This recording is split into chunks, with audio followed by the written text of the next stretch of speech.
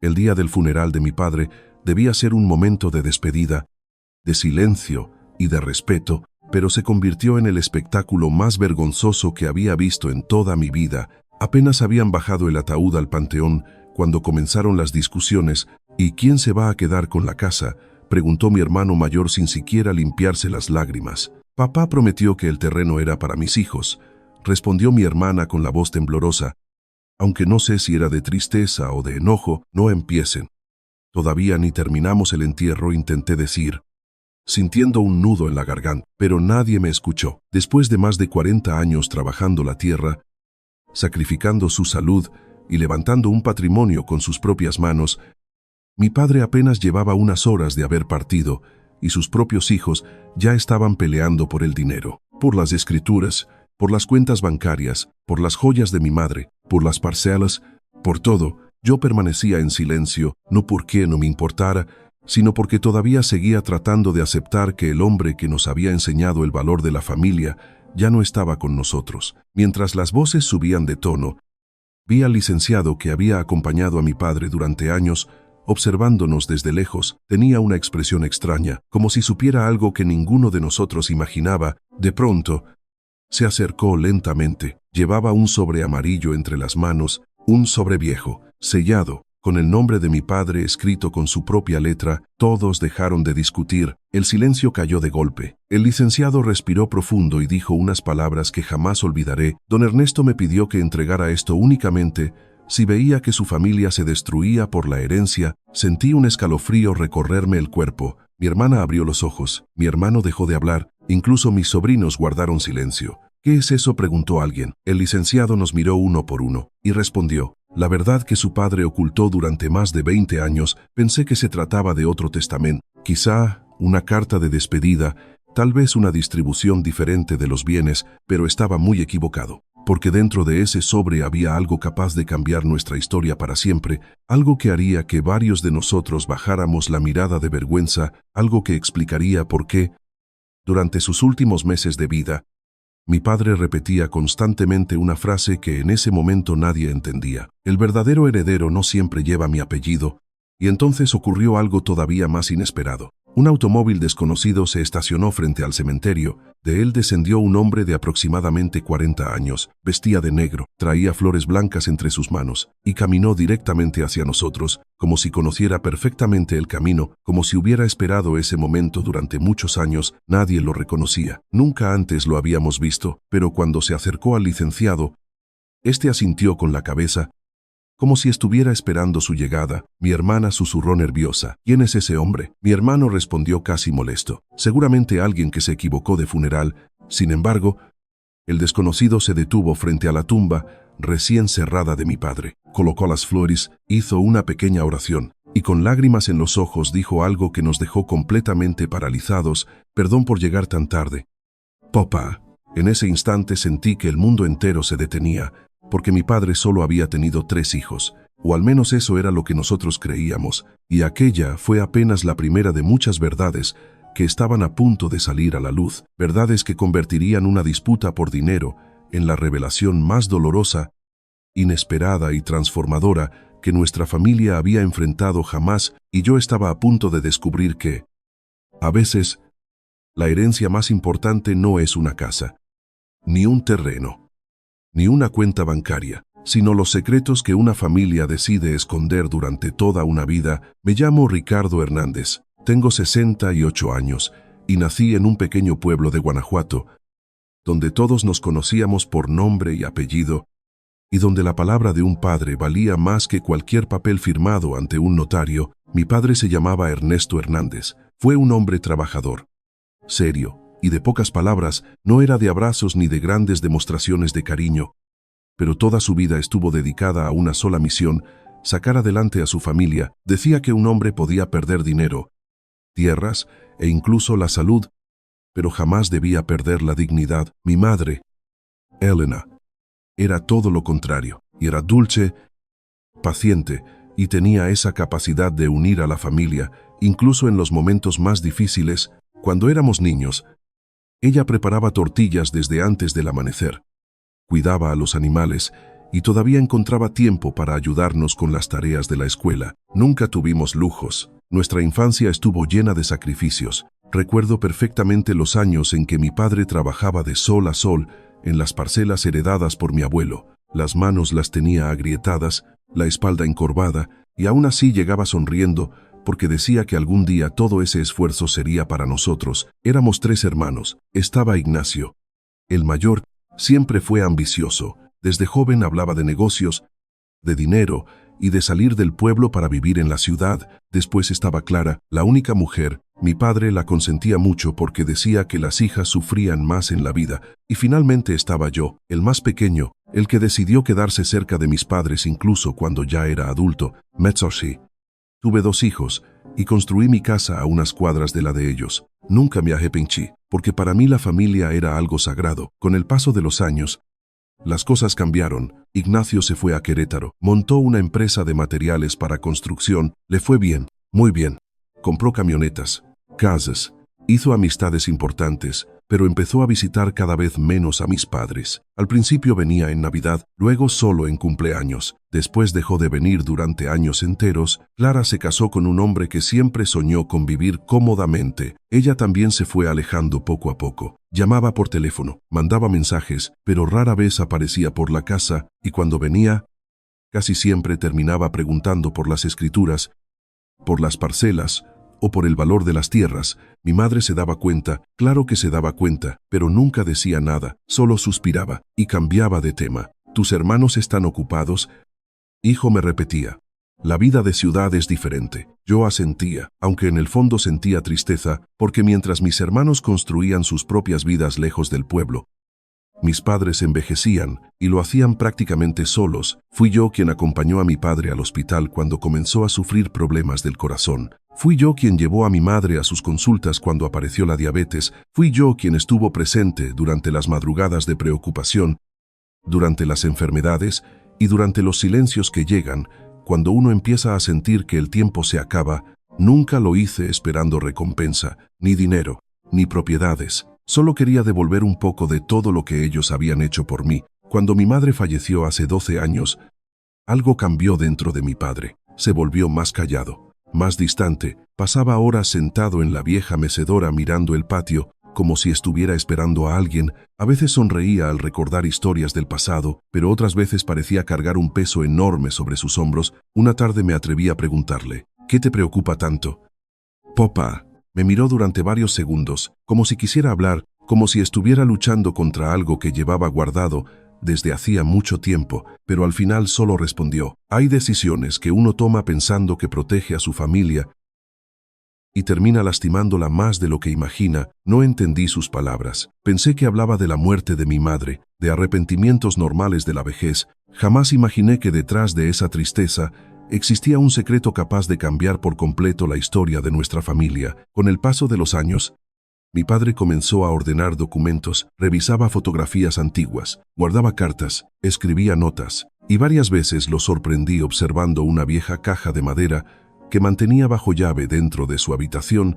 Nunca permitió que nadie la tocara, ni siquiera yo. Todavía no es momento, me decía. ¿Momento de qué? De conocer toda la verdad. Esas palabras me acompañaron durante meses, hasta que, poco antes de morir, sucedió algo que ahora entiendo fue la primera señal de que algo enorme estaba por salir a la luz. Una noche, mientras lo ayudaba a acostarse, tomó mi mano con fuerza, me miró fijamente y me dijo, cuando yo falte, muchos van a pelear por lo que creen que les pertenece, pero recuerda esto.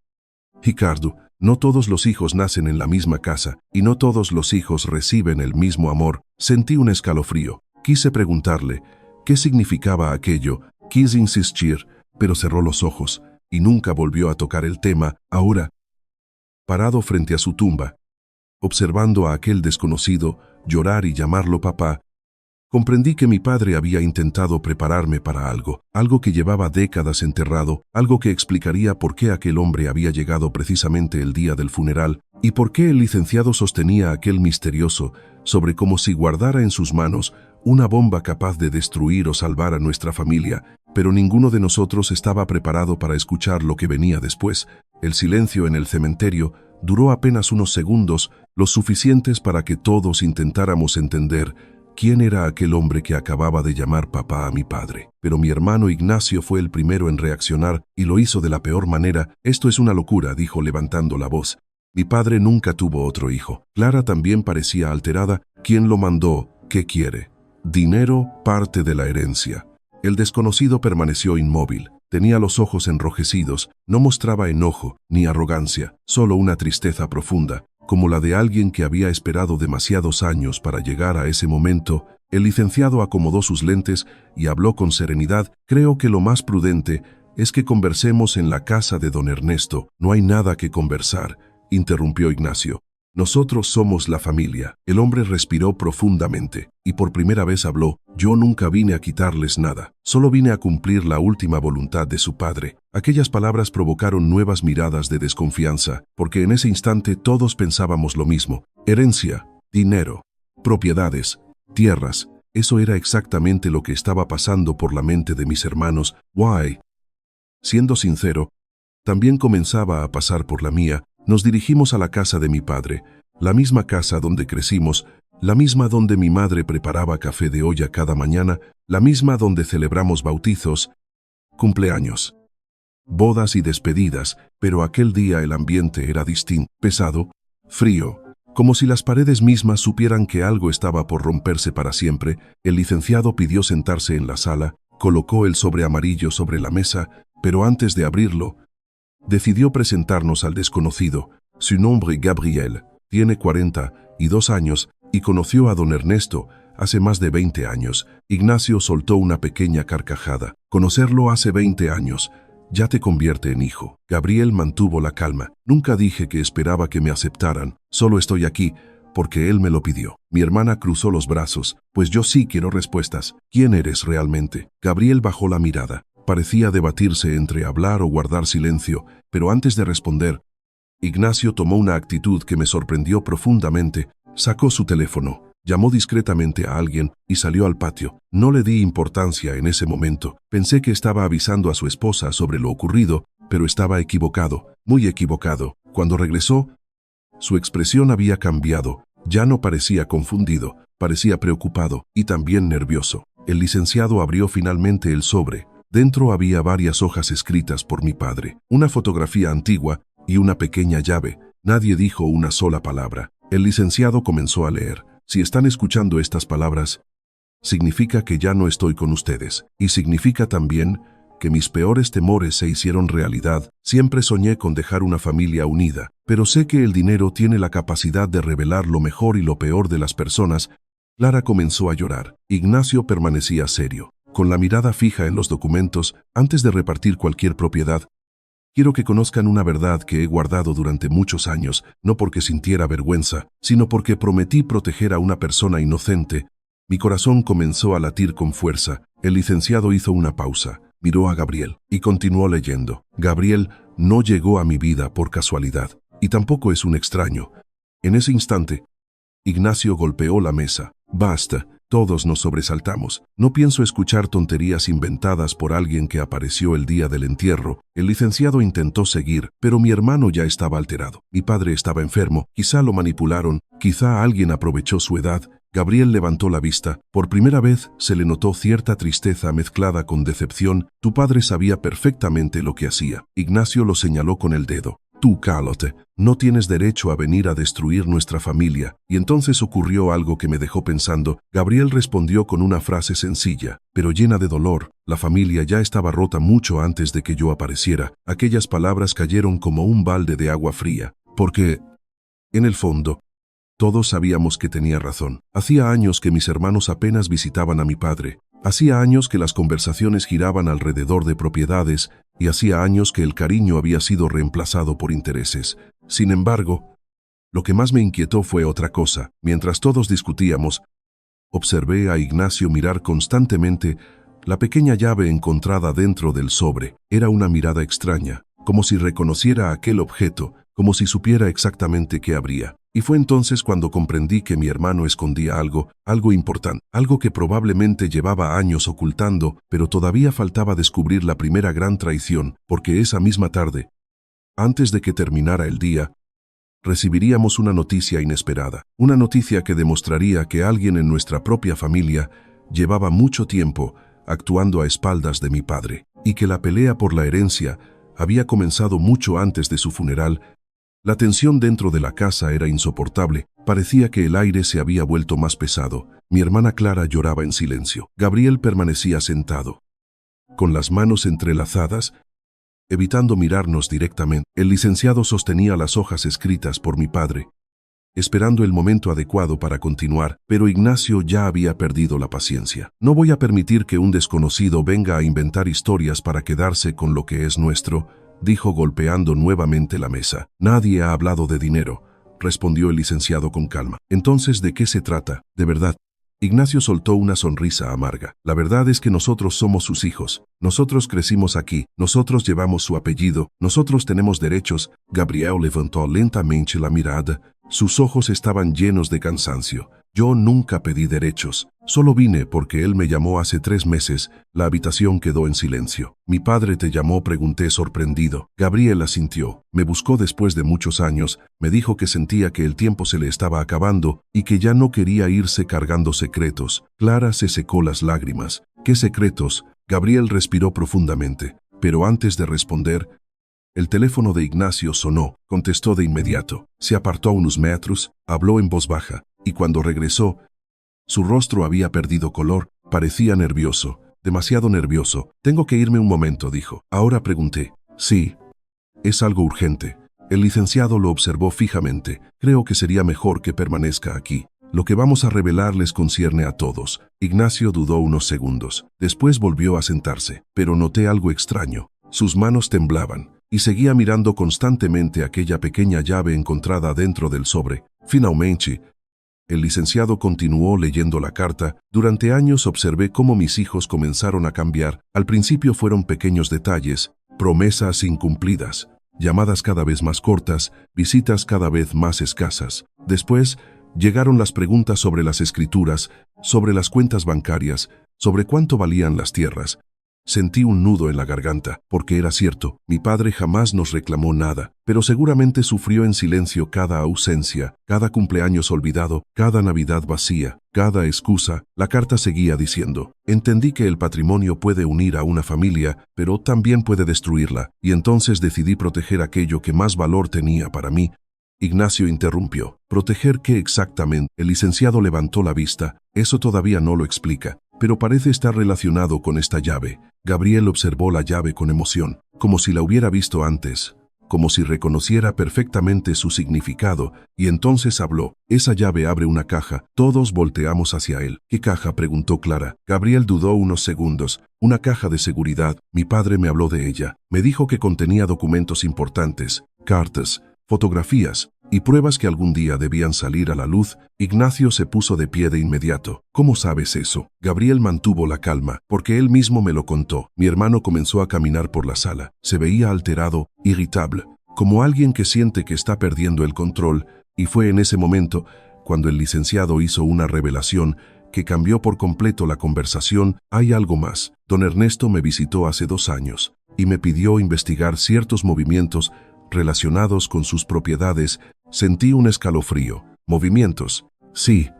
Intentos de transferencia, solicitudes de copias certificadas, consultas realizadas sin su autorización. Ignacio dejó de caminar. Clara abrió los ojos sorprendida. Yo apenas podía creer lo que escuchaba. ¿Quién hizo eso?, pregunté. El licenciado guardó silencio unos segundos. Luego respondió: todavía no tengo todas las respuestas, pero don Ernesto sospechaba de alguien cercano, muy cercano. El ambiente se volvió aún más tenso, porque por primera vez comprendimos algo aterrador. La pelea por la herencia no había comenzado después de la muerte de mi padre. Había comenzado mientras él aún estaba vivo, mientras seguía sentado en aquella mecedora, mientras esperaba nuestras visitas, mientras fingía estar tranquilo. Alguien ya estaba intentando asegurarse una parte mayor del patrimonio. Alguien estaba actuando a escondidas, y mi padre lo sabía. Gabriel bajó la mirada. Parecía debatirse entre guardar silencio o revelar algo importante. Finalmente habló. La última vez que vi a don Ernesto, me dijo una frase que nunca olvidaré. Todos lo miramos. ¿Qué te dijo?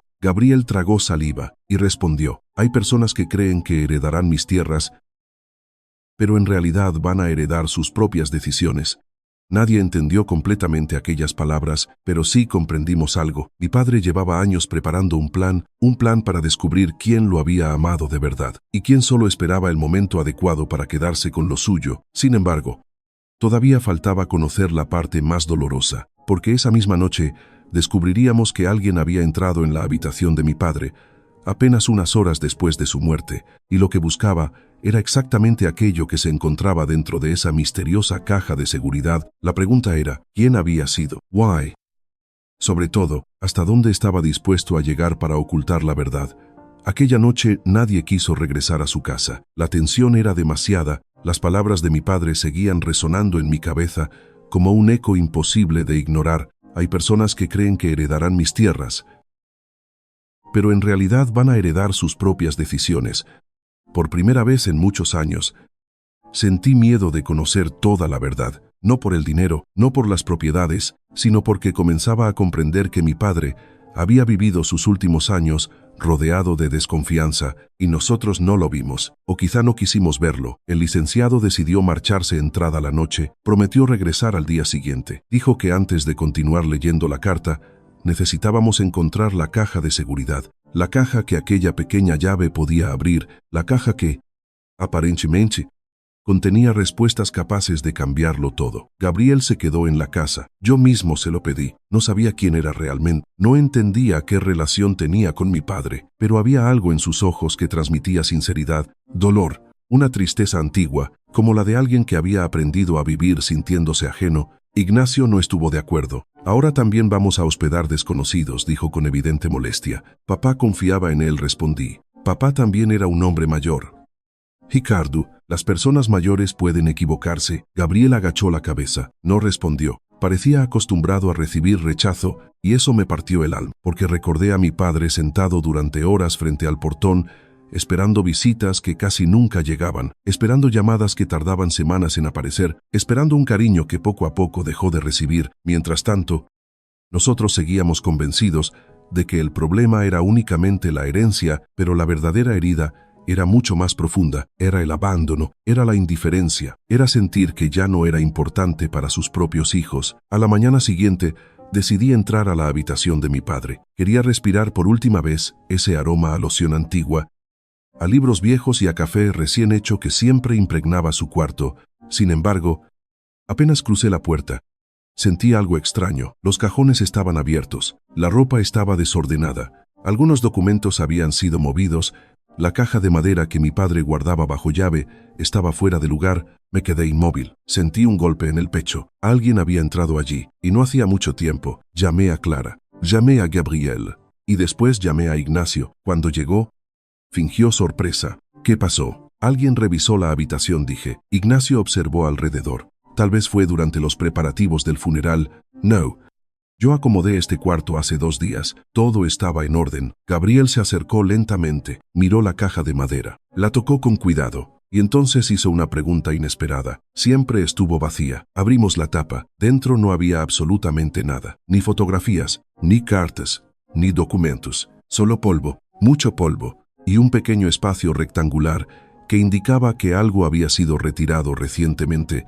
Clara comenzó a llorar. Alguien se llevó lo que había aquí. Sentí impotencia, coraje, pero sobre todo vergüenza. Vergüenza por pensar que alguien de nuestra propia familia podía haber aprovechado la muerte de mi padre para buscar documentos, para buscar dinero, para buscar pruebas. En ese momento, Gabriel habló por primera vez con firmeza. Don Ernesto me dijo que si algún día desaparecían ciertos papeles, significaría que él tenía razón. Todos lo miramos. ¿Razón sobre qué?, pregunté. Gabriel respiró profundo. Sobre que había alguien dispuesto a traicionarlo incluso antes de que muriera. Ignacio explotó. Ya basta. Todo gira alrededor de sospechas. Todo gira alrededor de secretos. ¿Y nosotros qué? ¿Acaso ahora somos los villanos de la historia? Gabriel lo observó en silencio y respondió con tranquilidad.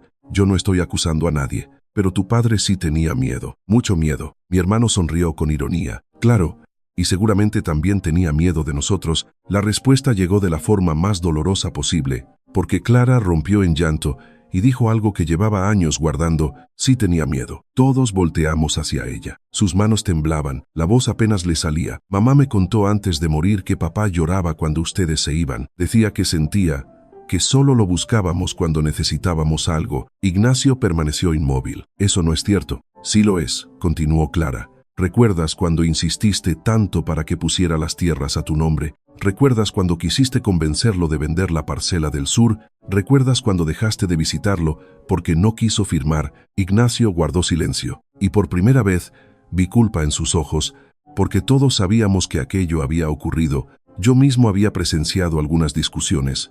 Mi padre jamás levantó la voz, solo repetía una frase: mientras yo viva, esta casa seguirá siendo mi hogar. Pero también recordé algo más. Recordé la última Navidad. Mi padre preparó comida para toda la familia, compró regalos para sus nietos, decoró el patio, esperó desde temprano, y nadie llegó. Ignacio dijo que tenía compromisos. Clara canceló a última hora. Los nietos enviaron mensajes por teléfono, y al final, cenamos únicamente él y yo. Aquella noche fingió estar tranquilo, incluso sonrió, pero cuando fui a despedirme, lo encontré sentado solo frente al nacimiento, llorando, en silencio, sin hacer ruido, como si no quisiera que nadie descubriera cuánto le dolía sentirse olvidado, y entonces entendí algo terrible. Mi padre no había muerto únicamente por la enfermedad, también había muerto con el corazón cansado. Cansado de esperar, cansado de justificar ausencias, cansado de sentirse querido solamente por lo que poseía. El ambiente dentro de aquella habitación se volvió insoportable. Parecía que todos estábamos siendo juzgados por nuestras propias acciones, por nuestras omisiones, por nuestras prioridades, por el tiempo que dejamos pasar, pero la humillación más grande todavía estaba por llegar, porque unas horas después, el licenciado regresó con una noticia devastadora. Había logrado averiguar algo sobre la caja de seguridad y descubrió que alguien había intentado abrirla apenas 3 semanas antes de la muerte de mi padre. Alguien que utilizó documentos familiares, alguien que presentó una autorización falsa, y lo peor de todo, era que esa persona pertenecía a nuestra propia sangre, y el nombre estaba a punto de salir a la luz. Cuando el licenciado regresó aquella tarde, su rostro era completamente distinto al del funeral. Ya no parecía únicamente un hombre encargado de cumplir la voluntad de mi padre. Parecía alguien que llevaba años cargando una verdad demasiado pesada. Traía consigo una carpeta azul, vieja, abultada, y una expresión que anunciaba que nada volvería a ser igual. Nos reunimos nuevamente en la sala, la misma sala donde mi madre servía chocolate caliente durante las noches frías, la misma donde mi padre nos sentaba de niños para enseñarnos que la familia debía permanecer unida sin importar las dificultades. ¡Qué ironía! Ahora estábamos sentados allí como extraños, mirándonos con sospecha, midiendo palabras, escondiendo culpas. El licenciado dejó la carpeta sobre la mesa, miró a cada uno de nosotros y habló con voz pausada. Lo que voy a decir puede ser doloroso, pero don Ernesto quiso que la verdad saliera a la luz. Aunque destruyera muchas apariencias, nadie respondió. Ignacio permanecía rígido. Clara apretaba un pañuelo entre las manos. Gabriel seguía en silencio, como si hubiera esperado ese momento durante toda su vida. El licenciado abrió la carpeta, sacó varios documentos, después colocó sobre la mesa una copia de una solicitud bancaria. Hace 3 semanas, alguien acudió a la institución donde don Ernesto mantenía una caja de seguridad, presentó una autorización firmada supuestamente por él, intentó obtener acceso, pero hubo un problema. La firma no coincidía completamente. El empleado sospechó y decidió comunicarse directamente con don Ernesto. Sentí un escalofrío. ¿Mi padre sabía de eso?, pregunté. Sí. Y quedó profundamente afectado, porque entendió que alguien cercano estaba dispuesto a adelantarse incluso antes de su muerte. Clara comenzó a llorar.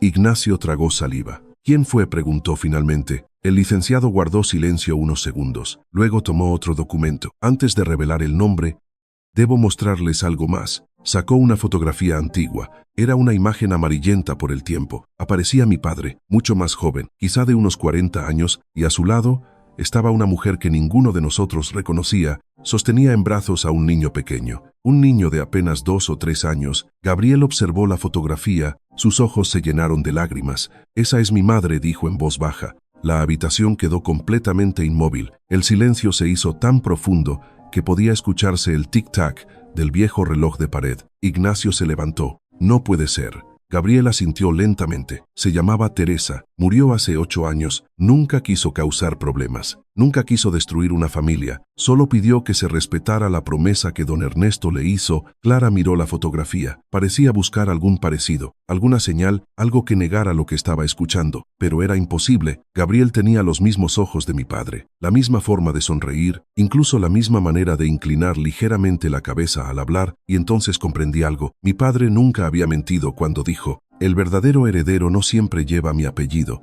porque Gabriel sí era familia. Aunque nosotros no supiéramos de su existencia, el licenciado continuó. Don Ernesto conoció a Teresa muchos años después de separarse temporalmente de doña Elena. Fue una etapa complicada. Intentaron rehacer sus vidas, pero tiempo después decidieron volver a estar juntos. Y cuando eso ocurrió, Teresa tomó una decisión: alejarse, criar sola a Gabriel, sin escándalos, sin exigir nada, sin destruir un matrimonio.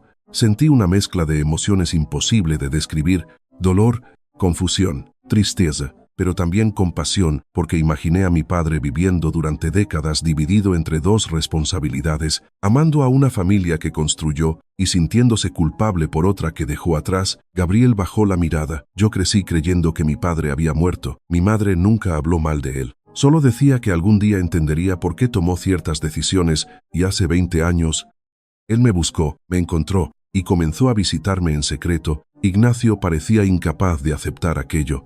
En secreto. Sí. Venía algunas veces al año. Conoció a mis hijos. Me ayudó cuando tuve problemas económicos. Estuvo presente cuando nació mi nieta. Y siempre decía lo mismo: algún día haré las cosas correctamente. Clara se cubrió el rostro. Las lágrimas no dejaban de caer, porque entendimos algo devastador. Mientras nosotros nos alejábamos poco a poco de nuestro padre, él había encontrado compañía en alguien que no esperaba heredar nada, en alguien que solo quería conocerlo, escucharlo, compartir tiempo con él. El licenciado abrió entonces un pequeño sobre blanco. Dentro había una carta escrita por puño y letra de mi padre, y comenzó a leer: Gabriel jamás me pidió dinero, jamás me exigió propiedades, jamás me reclamó por mi ausencia, solo me regaló algo que había dejado de recibir hace muchos años: tiempo, escucha y cariño sincero. Sentí un nudo en la garganta, porque aquellas palabras parecían dirigidas también hacia nosotros, hacia nuestras ausencias, hacia nuestros silencios, hacia nuestras prioridades equivocadas, pero todavía faltaba descubrir algo mucho más delicado. El licenciado levantó otro documento, lo observó unos segundos, y finalmente habló: ahora sí debo revelar quién intentó abrir la caja de seguridad. Ignacio comenzó a ponerse pálido. Clara dejó de respirar por un instante, y yo sentí que el corazón se me detenía, porque intuía que la respuesta estaba mucho más cerca de lo que quería imaginar. El licenciado tomó aire, y pronunció un nombre que hizo temblar por completo a nuestra familia. La persona que presentó documentos falsificados fue Ignacio Hernández, mi propio hermano, el hijo mayor de don Ernesto, el hombre que durante años aseguró defender el patrimonio familiar, pero cuya ambición estaba a punto de quedar completamente expuesta frente a todos, y aquello apenas era el comienzo, porque la caja de seguridad aún seguía cerrada, y dentro de ella descansaba la verdadera voluntad de mi padre, una voluntad que ninguno de nosotros estaba preparado para conocer. Por unos segundos, nadie dijo absolutamente nada. Era como si el tiempo se hubiera detenido dentro de aquella casa. Las palabras del licenciado seguían flotando en el aire. La persona que presentó documentos falsificados fue Ignacio Hernández. Mi hermano permaneció inmóvil. Tenía el rostro completamente pálido, la mirada perdida y las manos temblando ligeramente. Clara fue la primera en reaccionar. Dime que eso no es cierto, susurró entre lágrimas. Ignacio apretó los labios, miró al licenciado, después me miró a mí, y finalmente bajó la cabeza. No era lo que ustedes creen. Sentí una mezcla de rabia y tristeza. Entonces, ¿qué era? Ignacio, intentar abrir una caja con documentos falsificados tiene otra explicación. Ignacio respiró profundamente. Parecía cansado, como si hubiera pasado años ocultando demasiadas cosas.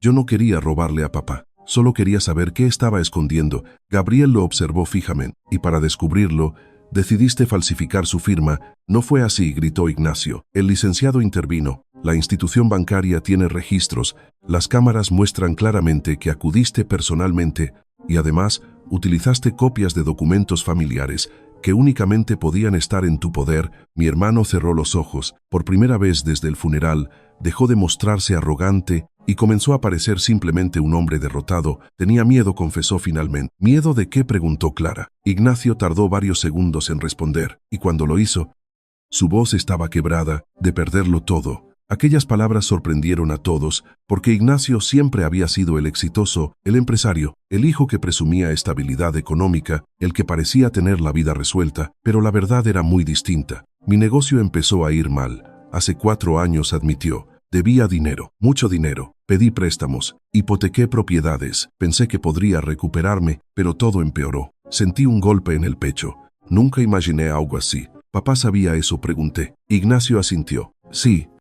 Fui a verlo, le pedí ayuda, le propuse vender una parte de las tierras, le dije que después se las devolvería, pero se negó. Dijo que esas tierras representaban el esfuerzo de toda una vida y que no podía entregarlas para resolver problemas ajenos. Clara comenzó a llorar aún más. ¿Y por eso dejaste de visitarlo? Ignacio bajó la mirada. Al principio me sentí humillado. Pensé que no confiaba en mí. Me olallé. Y después me dio vergüenza regresar, vergüenza de reconocer que estaba perdiendo todo lo que había construido. Gabriel permaneció en silencio. No había rencor en sus ojos, solo tristeza. La tristeza de alguien que estaba viendo cómo una familia se rompía frente a él. El licenciado tomó nuevamente la carta de mi padre. Don Ernesto escribió algo sobre esto. Abrió las hojas y comenzó a leer. Mi hijo Ignacio cree que lo juzgo por sus errores, pero nunca fue así. Lo único que deseaba era que comprendiera que el patrimonio no existe para alimentar la ambición, existe para proteger a la familia, y cuando la familia deja de ser prioridad, ninguna herencia alcanza para llenar ese vacío. Ignacio rompió en llanto. Era la primera vez en décadas que veía llorar a mi hermano, y comprendí que detrás de su enojo existía algo más profundo: fracaso, orgullo herido, soledad y miedo, mucho miedo. Pero todavía quedaba conocer la verdadera razón por la cual mi padre había preparado todo aquello, la razón por la cual había reunido documentos, cartas, fotografías, y había dejado instrucciones tan precisas. El licenciado levantó la pequeña llave. Ha llegado el momento. Vamos a abrir la caja de seguridad. A la mañana siguiente viajamos al banco. Nadie habló durante el trayecto. Clara observaba por la ventana. Ignacio mantenía la mirada fija en el suelo. Gabriel parecía nervioso. Y yo sentía que cada minuto nos acercaba a algo que cambiaría nuestra vida para siempre. Finalmente llegamos. El encargado confirmó nuestra identidad, verificó los documentos y nos condujo a una sala privada. La caja estaba frente a nosotros, pequeña, metálica, silenciosa, pero contenía décadas enteras de secretos. El licenciado introdujo la llave, giró lentamente y la puerta se abrió. Dentro había varios sobres, fotografías antiguas, un cuaderno de tapas negras y un documento perfectamente doblado. El licenciado lo tomó con cuidado, lo desplegó y sonrió ligeramente. Don Ernesto pensó absolutamente en todo. ¿Qué es?, pregunté. Su último testamento, pero no era un testamento común. No hablaba únicamente de tierras, ni de dinero, ni de propiedades. Era también una carta, una despedida y una lección de vida. El licenciado comenzó a leer. Si llegaron hasta aquí, significa que todavía existe esperanza para nuestra familia, porque la verdadera herencia nunca fueron mis terrenos, nunca fueron mis cuentas, nunca fue mi casa. La verdadera herencia siempre fue aprender a cuidarnos unos a otros. Mis ojos comenzaron a llenarse de lágrimas, pero entonces llegó la revelación más inesperada, la frase que dejó a todos completamente paralizados: mis bienes serán repartidos entre mis hijos, todos mis hijos, sin importar el apellido que lleven, sin importar dónde crecieron, sin importar cuánto tiempo estuvimos separados. Gabriel cerró los ojos, Clara se llevó las manos al rostro, Ignacio comenzó a llorar en silencio. Y yo comprendí finalmente que mi padre jamás quiso castigar a nadie, solo quería que entendiéramos algo que habíamos olvidado hacía muchos años, que el amor de un padre no siempre se mide en dinero, pero sí se refleja en la forma en que decide repartir su perdón. Sin embargo, aún faltaba conocer la última condición del testamento, la condición que definiría quién merecía realmente recibir la bendición final de don Ernesto, y esa condición cambiaría por completo nuestro destino. El silencio dentro de aquella sala del banco era tan profundo que parecía imposible respirar. Todos teníamos los ojos puestos sobre el documento, sobre las últimas palabras de mi padre, sobre aquello que había preparado con paciencia durante años, no para vengarse, no para humillarnos, sino para enseñarnos una lección que quizás solo comprenderíamos después de perderlo. El licenciado acomodó el testamento sobre la mesa, pasó algunas páginas y finalmente encontró la sección que buscaba. Don Ernesto dejó una última condición, dijo con voz serena. Sentí un escalofrío. Clara apretó mi mano. Ignacio levantó lentamente la mirada. Gabriel permanecía inmóvil, como si todavía le costara creer que aquel hombre al que conoció tan tarde en la vida realmente lo había reconocido como hijo. El licenciado comenzó a leer: a mis hijos les dejo mis bienes materiales, pero antes quiero dejarles algo mucho más importante. Quiero saber si todavía son capaces de convertirse nuevamente en familia. Las lágrimas comenzaron a correr por el rostro de Clara. Yo mismo sentí un nudo en la garganta. Mi padre seguía siendo el mismo hombre de siempre, el hombre que intentaba unirnos incluso después de muerto. El licenciado continuó: la casa donde crecieron no deberá venderse durante los próximos 10 años. Deseo que siga siendo el lugar donde mis hijos, nietos y bisnietos puedan reunirse. No quiero que se convierta en dinero. Quiero que siga siendo hogar. Ignacio cerró los ojos, porque él había sido quien más insistió durante años en vender aquella propiedad. Mi padre lo sabía, siempre lo supo, y aún así decidió confiar, decidió dejar abierta la posibilidad de reconciliarnos. La lectura siguió. Las parcelas serán divididas en partes iguales entre Ricardo, Clara, Ignacio y Gabriel, no como premio, no como castigo, sino como reconocimiento de que todos forman parte de mi historia. Gabriel rompió en llanto. Era un llanto contenido durante décadas, el llanto de un niño que creció sin conocer a su padre, el llanto de un hombre que nunca pidió nada y que de pronto descubría que sí había sido amado, que nunca fue olvidado, que nunca fue un error. Clara se acercó lentamente y por primera vez desde el funeral abrazó a Gabriel. Perdónanos, susurró. Nos tomó demasiado tiempo entenderlo. Gabriel lloró aún más. Yo nunca vine por las tierras. Nunca vine por dinero. Solo quería escuchar que alguna vez pensó en mí. Clara sonrió entre lágrimas. Lo hizo toda la vida. El licenciado tomó entonces el último sobre. Era más pequeño y estaba dirigido específicamente a Ignacio. Mi hermano lo recibió con manos temblorosas, lo abrió lentamente y comenzó a leer en silencio. De pronto se quebró. Comenzó a llorar como nunca antes lo había visto. Lloró como un niño, como alguien que llevaba años cargando culpas demasiado pesadas. Me acerqué y le pregunté: ¿qué dice? Ignacio respiró profundamente. Intentó hablar varias veces, hasta que finalmente logró hacerlo. Papá escribió. Su voz volvió a quebrarse. Respiró y continuó: hijo, sé que cometiste errores. Sé que el miedo puede hacer que las personas se alejen. Sé que la desesperación puede llevarnos a tomar malas decisiones, pero también sé que siempre fuiste un buen hombre. No te dejo menos porque hayas fallado. Te dejo lo mismo porque sigo siendo tu padre. Nadie pudo contener las lágrimas, ni siquiera el licenciado, porque aquella era la verdadera justicia de mi padre: no castigar, no humillar, no dividir, sino mostrar que el amor auténtico puede sobrevivir incluso a la traición. Ignacio se cubrió el rostro. No merezco esto. Gabriel se acercó lentamente, lo miró a los ojos y dijo algo que jamás olvidaré. Tal vez ninguno de nosotros lo merece, pero tu padre no estaba repartiendo premios, estaba repartiendo oportunidades. Aquellas palabras cambiaron por completo el ambiente. Por primera vez desde el funeral, desapareció la tensión, desapareció la competencia, desapareció el resentimiento y apareció algo que creíamos perdido para siempre: esperanza. Antes de terminar la lectura, el licenciado reveló una última decisión tomada por mi padre. Había dejado una cantidad de dinero apartada, no para los hijos, no para los nietos, sino para crear un pequeño fondo destinado a ayudar a estudiantes del pueblo que no pudieran continuar sus estudios, porque la mejor herencia siempre será abrir caminos para otros.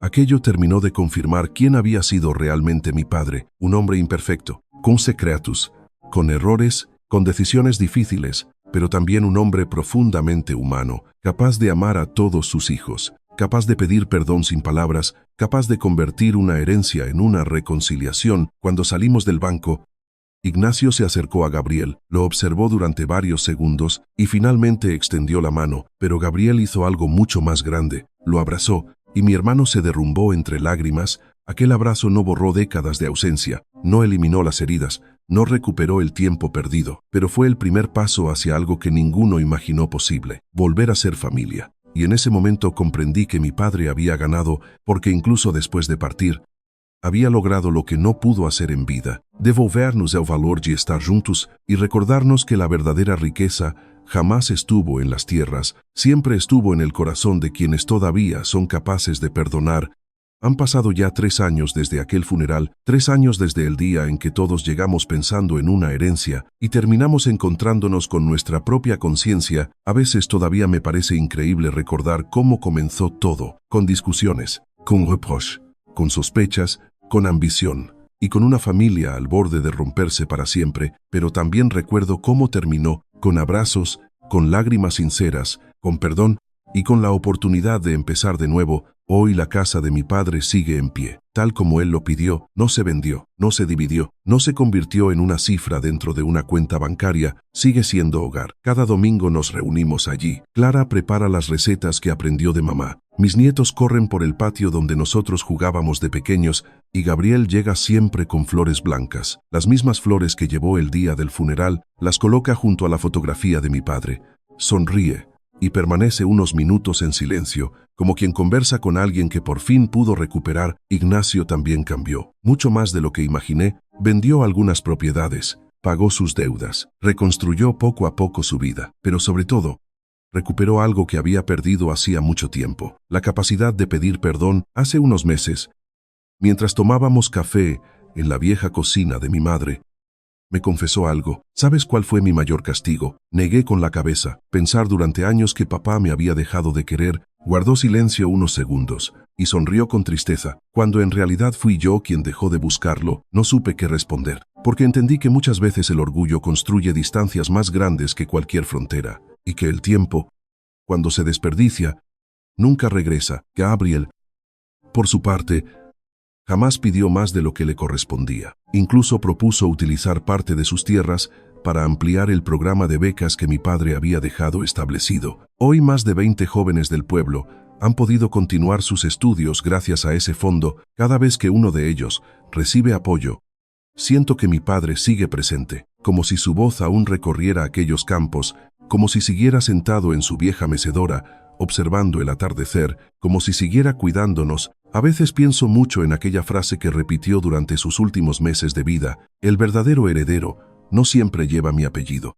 Durante mucho tiempo creí que hablaba únicamente de Gabriel, pero hoy entiendo que se refería a algo mucho más profundo, porque un verdadero heredero no es quien recibe más dinero, ni quien obtiene la casa más grande, ni quien aparece primero en un testamento. Un verdadero heredero es quien conserva los valores, quien honra los sacrificios de quienes estuvieron antes, quien entiende que una familia puede equivocarse, romperse e incluso alejarse, pero también puede sanar, puede reconstruirse, puede volver a empezar. Aprendí algo importante después de perder a mi padre. No esperen a que sea demasiado tarde para visitar a sus padres. No esperen a que una fotografía sea el único lugar donde puedan verlos sonreír. No esperen a que un abogado abra un sobre para descubrir cuánto los amaban. Porque hay palabras que deben escucharse en vida, hay abrazos que deben darse hoy, hay disculpas que no pueden seguir esperando, y hay personas que pasan años creyendo que tienen tiempo de sobra, hasta que un día descubren que ya es demasiado tarde. Mi padre cometió errores, claro que los cometió, guardó secretos, tomó decisiones difíciles, cayó durante demasiado tiempo, pero también tuvo el valor de corregir lo que pudo antes de partir,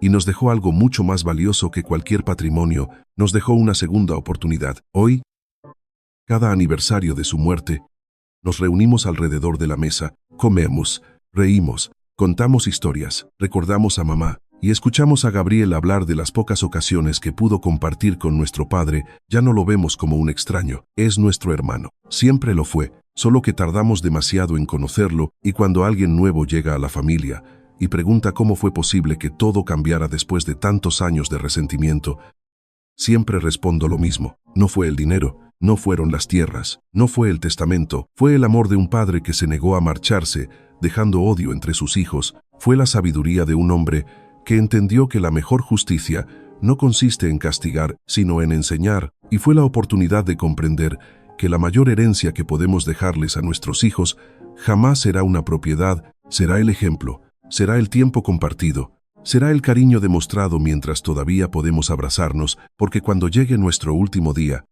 nadie recordará cuánto dinero teníamos, pero sí recordarán si supimos amar, si supimos perdonar, y si tuvimos el valor de unir a nuestra familia antes de que fuera demasiado tarde. Y desde entonces, cada vez que visito la tumba de mi padre, llevo flores blancas, las coloco con cuidado, sonrío y le digo en voz baja: lo lograste, papá. Al final, sí, volviste a reunirnos, y esa, sin duda alguna, fue la herencia más grande de todas. ¿Y ustedes qué opinan? ¿Creen que una herencia puede destruir a una familia, o piensan que, como ocurrió con nosotros, también puede convertirse en una oportunidad para sanar viejas heridas? Los leo en los comentarios, porque quizá, en alguna parte, Todavía hay alguien esperando una segunda oportunidad para volver a ser familia.